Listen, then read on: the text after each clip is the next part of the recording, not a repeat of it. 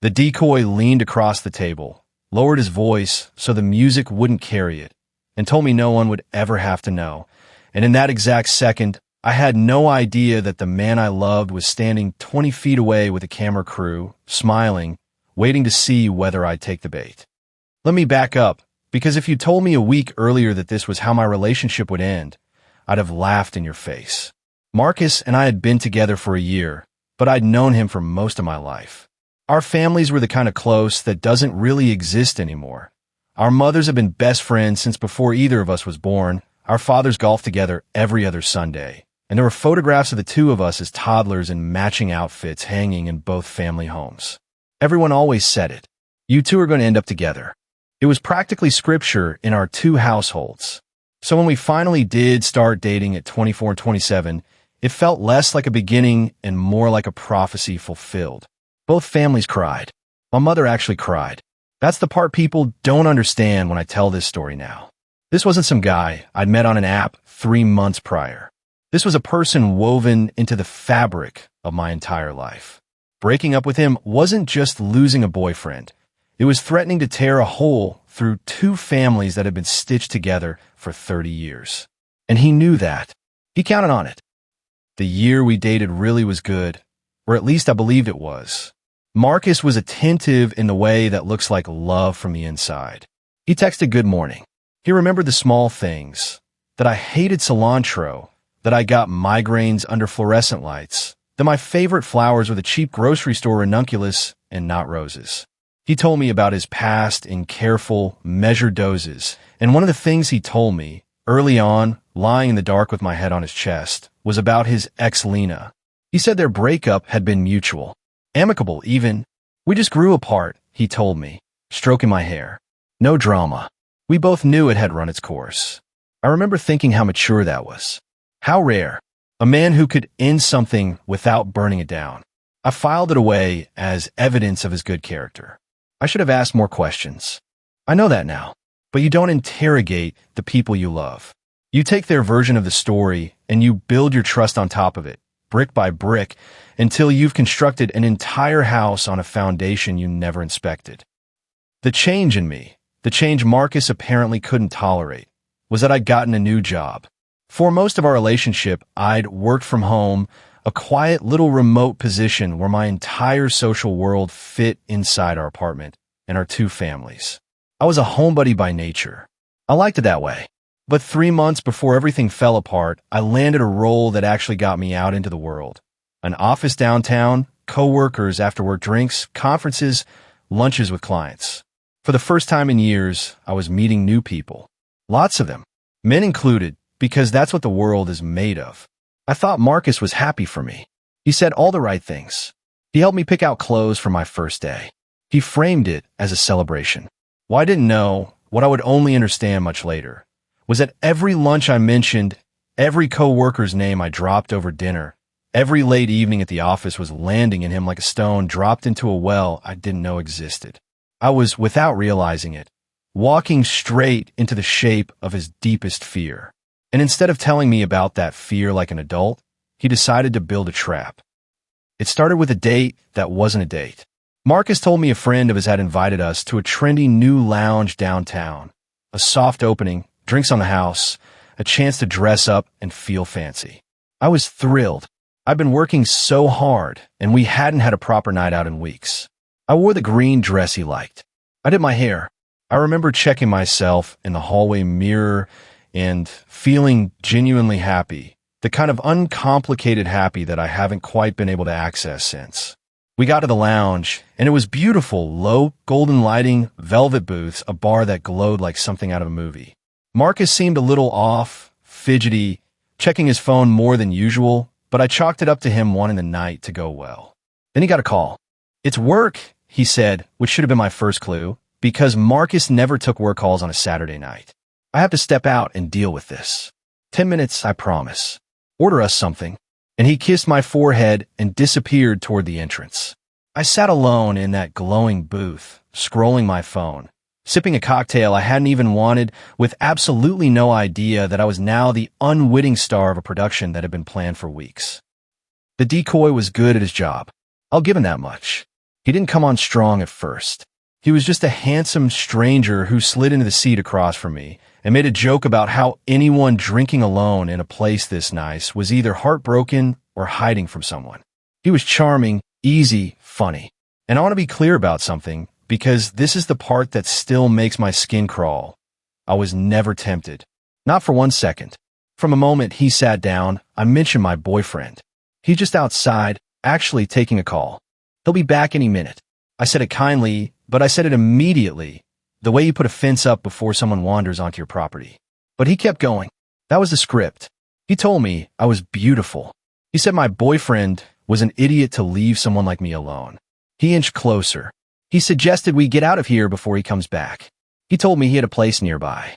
And every single time I shut it down, politely at first, then firmly, then coldly.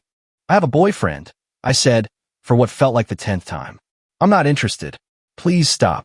I even started gathering my things to move to the bar, because the situation had begun to feel genuinely wrong, predatory, like a man who couldn't take no for an answer. And that was when he leaned in and whispered the thing about no one ever knowing. And that was when the lights came up. They flooded in from everywhere. A cameraman who'd apparently been filming from a booth in the corner the entire time, a guy with a boom mic, a smug young man I'd never met holding his arms out wide like a game show host, and Marcus. My Marcus, beaming, practically glowing with pride, walking toward me with his arms open. She passed, the game show guy crowed. She passed the loyalty test. People at the surrounding tables, plants, all of them, I realized, started clapping. Like I just won something. Like my humiliation was a touchdown. I want you to understand what that moment felt like from the inside. It felt like the floor had been pulled out from under my entire life. Every kind word the stranger had said, every refusal I'd given, every careful boundary I'd drawn, all of it had been performance, theirs and mine, and I hadn't known I was performing. They had watched me. Marcus had watched me. He had stood in the dark and observed me defending our relationship to a stranger, and instead of feeling ashamed of himself, he was proud of me, the way you're proud of a dog that doesn't eat the treat off its nose. I had been tested like a product on an assembly line. And the worst part, the part that closed my throat completely, was the camera. The little red light. This was content. I was content. Marcus reached for me. I pushed his hands away. I didn't yell. And I want to tell you why, because it matters. I knew, in that instant, with a clarity that surprised even me, that whatever I did next would potentially be uploaded to the internet for strangers to dissect. I knew they wanted a reaction. The crying, the screaming, the scene, that's the currency of those channels. That's what gets the views. And some cold, surviving part of my brain refused to hand it to them. So I stood up very slowly, smoothed down the green dress I'd been so happy about 3 hours earlier, and I looked Marcus directly in the eye. The relationship ended, I said, the minute you decided to put me on a loyalty test. He laughed. He actually laughed, like I'd made a joke. Babe, come on. You passed. This is a good thing. You're being dramatic. That word. Dramatic. As if I were the one who had hired a film crew and a professional seducer to manufacture a crisis in the middle of a Saturday night. As if my reaction to the betrayal were the betrayal. I didn't argue. I didn't have it in me. I just turned and walked out of that beautiful, glowing room and into the cold air outside. And I called a cab, and I went home, and I sat on the edge of my bed in my pretty dress and shook. What would you have done in that situation? Because I've turned it over 1,000 times since, and I still don't know if there was a version of that night where I walked out with my dignity fully intact, or if the trap was designed so that the only way to win was to never have been in it at all. Let me know in the comments. I expected him to give me space. He did the opposite. By the next morning, my phone was a war zone. Not just from Marcus, from everyone. His friends, our mutual friends, and then gut punch of all gut punches, my own family. Somewhere between the lounge and sunrise, Marcus had gotten on the phone and told the entire shared universe of our two families his version of events. And the version he told was simple and devastating. He'd done a fun little test. I'd passed with flying colors, and now I was throwing a tantrum and threatening to blow up both families over nothing. My mother called me at 8 in the morning. I'll never forget her tone. Not worried. Not protective. Disappointed. In me. Kara, what is wrong with you? That boy adores you.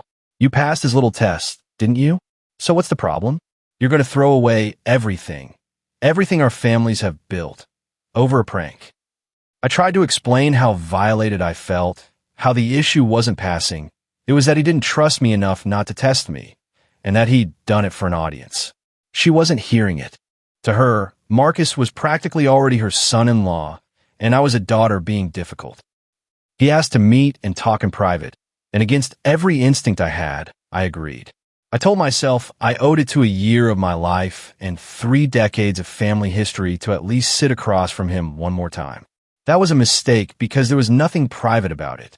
We sat in a coffee shop, and within 10 minutes, I understood that talking was not what he'd come to do. He'd come to litigate. Every time I said something he didn't like, he'd pull out his phone. Well, my mom thinks, and he'd read me a text. Even your sister said, and he'd hold up the screen. Let me just call Devin. He was there. He'll tell you. He had assembled a jury, and he kept calling witnesses, and every witness had been briefed by the prosecution. I sat there feeling smaller and smaller, like the walls of the room were being papered over with other people's opinions of my own feelings, until I couldn't find myself anywhere in it. You don't get it, I finally said. I'm not upset that I passed. I'm upset that you needed to test me at all. A test means you didn't trust me. So either you cheat or you don't, but either way, the moment you build the test, you've already told me you think I might. He stared at me like I was speaking another language. So I asked him, point blank, why did you do this? What did I ever do to make you think I'd cheat? And he deflected, and I asked again, and he changed the subject. It took 3 times of me refusing to let it go, before something in his face finally cracked, and he told me the truth, or what I then believed was the truth. Because Lena cheated on me, he said quietly, multiple times, with guys from her work. And you just started this new job, and you're out all the time now, meeting people, and he trailed off. I sat very still, because that single sentence had just rearranged everything I thought I knew. Wait, I said, you told me your breakup with Lena was mutual, drama-free. You said you just grew apart.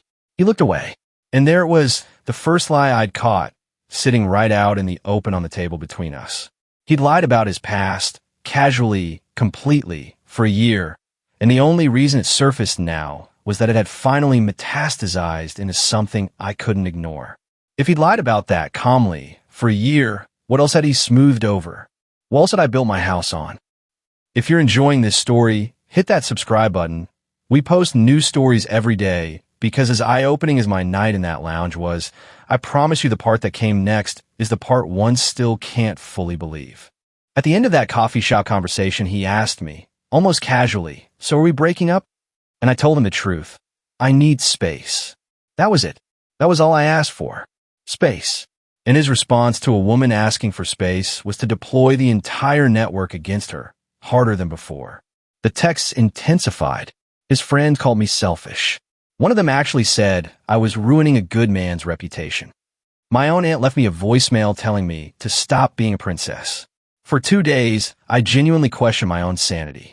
When every single person you've ever trusted tells you the same thing, that you're crazy, that you're overreacting, that you should be grateful, it does something to your mind. You start to believe them. I started to believe them. I lay awake at 2 in the morning, thinking maybe I really was the problem. The only thing Marcus himself said to me that was even remotely about the actual issue was a single text on the second day. It read, "Don't even worry about the video coming out BTW. They only post the fails." As if that were the comfort I needed.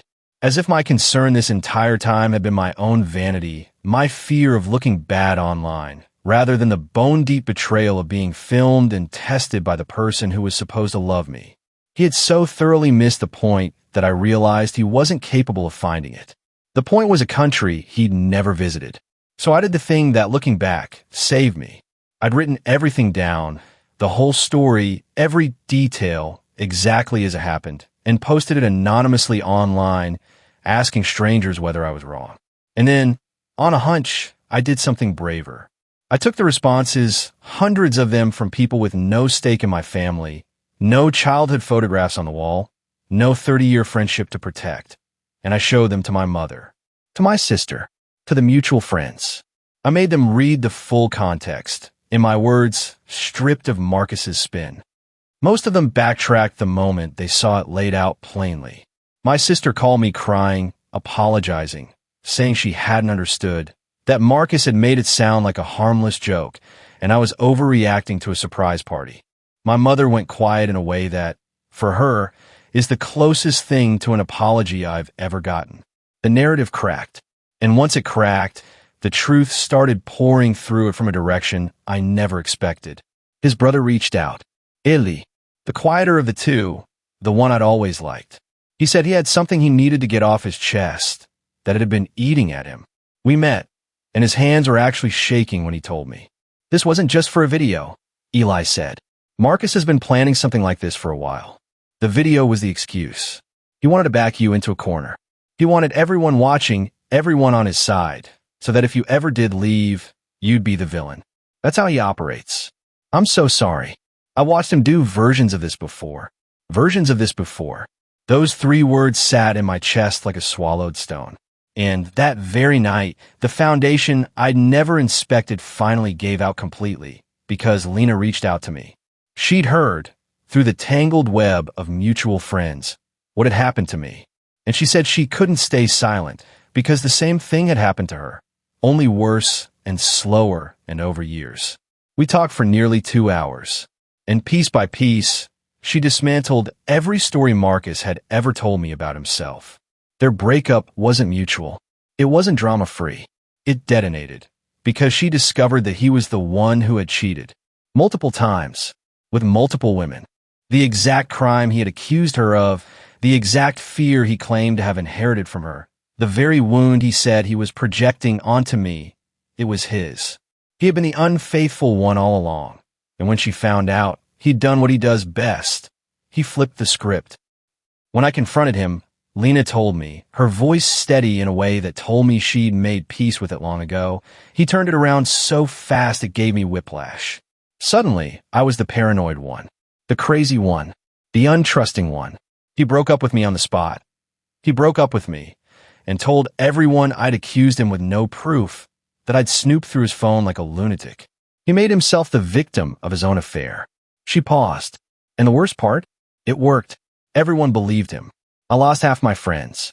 I spent a year thinking maybe I really had been too suspicious. I knew exactly the feeling she was describing because I'd been marinating in it for 2 days. The doubt he plants in you. The way he makes you the defendant in a crime he committed. Then she told me the 2 details that turned my blood to ice water. First, during their entire relationship, Marcus had secretly recorded their conversations. Recorded them. Kept audio of private moments, presumably to be edited and weaponized later to build exactly the kind of evidence jury he'd assembled in that coffee shop. Second, he had lied to her for their entire relationship about where he worked, his actual job, his real title, his salary, all of it fabricated. The man I had dated for a year, the man both our families had practically married me off to, had a documented history of recording the women he dated and inventing entire false identities. I sat on my bedroom floor after that call, and I felt something strange. Not heartbreak, exactly. Vindication, but the cold and hollow kind, the kind that comes too late to feel like winning. Everything clicked into a horrible, perfect picture. The loyalty test was never about whether I was loyal. It was a magic trick, a way to make everyone, including me, stare so hard at the question of my faithfulness that no one would ever think to ask about his.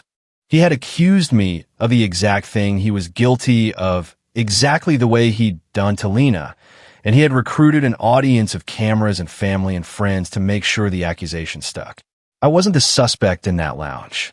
I was the smokescreen. Lena did one more thing, and at first it terrified me. She told me she was going to tell Marcus everything, that we'd spoken, that she'd told me the truth, that I now knew exactly who he was. I begged off the phone, half expecting the sky to fall, and the next morning it did. My phone lit up like a slot machine. Marcus, who 2 days earlier couldn't be bothered to address a single one of my actual concerns, suddenly had paragraphs, pages, explanations stacked on explanations. The text came in waves over the course of an hour, and I watched them arrive without responding, the way you'd watch weather. First came the denial. Lena was lying. She was bitter. She'd always wanted to ruin him. Then, when that didn't land, came the minimizing. Okay, the breakup wasn't mutual, but he'd told that little white lie because he was embarrassed, not because he was hiding anything. Then came the deflection. Why was I taking the word of his crazy ex over him, the man who'd known me my whole life? And finally, when none of it got a response, came the masterpiece, the apology. I'm so sorry, he wrote. I see now that I was projecting my past trauma onto you. I never dealt with what Lena did to me, and I took it out on you, and that wasn't fair. I love you. We can work through this. Our families, I stopped reading there because I recognized it. It was the same move, the exact same move he'd pulled on Lena and on me a dozen times in miniature, reframing himself as the wounded party, the trauma survivor, the one who deserved my compassion. Even his apology was a manipulation. Even his sorry was about him. There was no version of Marcus that wasn't at the center performing for an audience, and he just realized I was the last seat in the theater he hadn't lost. I didn't write back. I didn't argue. I didn't gloat. I didn't demand the answers I now realized I'd never get honestly anyway. I just blocked him. Every number, every account, every channel through which his voice could reach me. And then I sat in the sudden quiet of my apartment and felt, for the first time in days, like I could hear my own thoughts again without a chorus of other people's opinions drowning them out. You'd think that would be the end of it. You'd think that with the truth out, with Lena's account, with his own brother confirming it, with my family finally seeing what they'd refused to see, that everyone would line up behind me, and that would be that. And mostly it was, but not entirely. Because even after all of it, a handful of his friends were still texting me. Not to apologize, not to check on me, but to accuse me. Of what? Of ruining his career. I had, by refusing to be in his loyalty test video, and by leaving him, apparently cost him content. Cost him views. Cost him whatever he imagined that channel was going to do for his future. To them, I wasn't a woman who'd narrowly escaped a documented manipulator. I was an obstacle to a brand. Drop a comment below. Do you think they made the right call standing by him even after everything came out? Because to this day, I cannot wrap my head around looking at that pile of evidence and deciding the real victim was the guy who lost his footage. I want to tell you about the quiet that came after because no one ever talks about that part. The drama is loud. The betrayal, the confrontation, the revelation, those are loud. But the aftermath is silent. It's deleting a year of photos and not crying because you've already cried out everything you had. It's the muscle memory of reaching for your phone to text someone good morning and then remembering there's no one on the other end. It's sitting at a family dinner where his name used to be spoken constantly and now isn't spoken at all. The silence, its own kind of apology from people who still can't quite say sorry out loud. My mother and I are okay now, mostly. It took time. She had to grieve, in her own way, the future she'd built in her head, the wedding, the grandchildren, the merging of two families she'd dreamed of since I was in diapers. For a while, I think she resented me for taking that from her, as if I'd broken something precious rather than escaped something dangerous. But the day she finally read Lena's account, something in her changed. She called me, and her voice was different, small, ashamed. "I'm sorry I didn't believe you," she said. "I'm sorry I made you defend yourself to me when you should have been able to come to me." That was the moment I got my mother back. Not the breakup, the apology. I never found out if the video went up. Honestly, I stopped checking. He'd told me they only post the fails, and whether that was true or just another thing he said to manage me, I decided it didn't matter. If strangers somewhere watched a blurred-out woman in a green dress refuse a decoy and call it entertainment, that's their poverty, not mine. I know what happened in that room. I know I was loyal to a man who was at that very moment the least loyal person there. People ask me if I regret the year, if I wish I'd seen the signs sooner. And the honest answer is that there weren't signs, not the kind you can point to. That's what made him dangerous. He was charming and attentive, and he remembered I hated cilantro. The cruelty wasn't in the day-to-day. It was in the architecture underneath, the recordings and the lies, and the contingency plans for making me the villain if I ever woke up. You can't spot a foundation problem from inside a beautiful room. You only find out when the whole thing collapses, and by then you're just grateful to be standing outside it. What I learned, and I think it's the only thing worth taking from this whole mess, is that a loyalty test is always a confession. Not about you, about the person administering it. When someone builds an elaborate trap to find out if you'll betray them, they are telling you, in the loudest possible way, who they think about betrayal. And 9 times out of 10, it's because betrayal is the language they already speak fluently. Marcus accused me of being capable of the exact thing he was guilty of, because to a cheater, everyone is a cheater waiting for the right decoy. His test was never a question about my character. It was an answer about his. I'm single now, and I'm staying that way for a good long while. Not out of bitterness. I want to be clear about that, because the easy ending to a story like this is, and she never trusted again, and that's not where I am. I trust just fine. What I've lost my patience for is people who demand to be trusted while doing everything in their power to make it impossible. I'd rather be alone with my own clear thoughts than surrounded, ever again, by a room full of people clapping at my humiliation and calling it love. The last thing I'll say is this. For 2 days, every voice I trusted told me I was crazy. My mother, my friends, his friends, him. And the only thing that pulled me out of that fog was a room full of strangers I'd never meet, telling me what the people closest to me couldn't, that my feelings were not the malfunction. The trap was. So if you're ever standing in a glowing room while everyone you love insists the floor is solid, and your own gut is screaming that something is wrong, believe the gut. Walk out.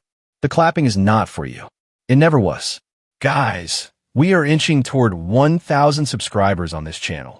If you're not subscribed, please consider hitting subscribe. It really helps us hit that 1,000 milestone. Thanks for sticking around.